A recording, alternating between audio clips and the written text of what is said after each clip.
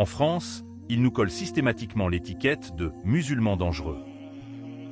Pour justifier la violence, la persécution et l'humiliation, et pour nourrir la peur dans les médias français, comme si nos droits et notre dignité ne valaient rien.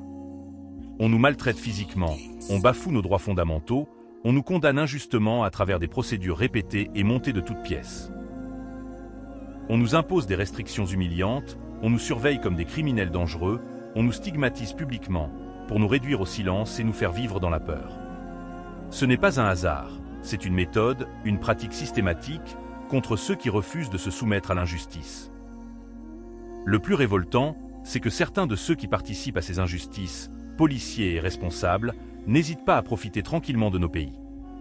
Leurs parents passent même leurs vacances au Maroc, en Tunisie ou au Moyen-Orient, dans les terres dont sont originaires ceux qu'ils oppriment ici. Ils foulent nos droits ici, puis leurs proches viennent fouler nos plages là-bas. Cette hypocrisie est insupportable. À Metz, c'est encore plus choquant. Certains membres de la police du commissariat ont joué un rôle central dans un acharnement injuste et continu contre Anis. Ils l'ont frappé et humilié devant son enfant, l'ont insulté en le traitant de « sale arabe » et l'ont condamné injustement à plusieurs reprises, quasiment chaque année, avec des procès et pressions constants. Mais ce n'est pas tout. Ils ont falsifié des documents officiels, utilisé des pseudonymes pour masquer leur identité et rendre toute dénonciation plus difficile. Ce sont des violations graves, des falsifications de droits fondamentaux, d'une extrême violence, montrant jusqu'où ils sont prêts à aller pour continuer leurs agissements en toute impunité. Prenons exemple sur l'Algérie, qui ne tolère pas ce type d'individus. Elle ne laisse pas impunis ceux qui violent les droits et la dignité des autres, et ne facilite pas l'impunité.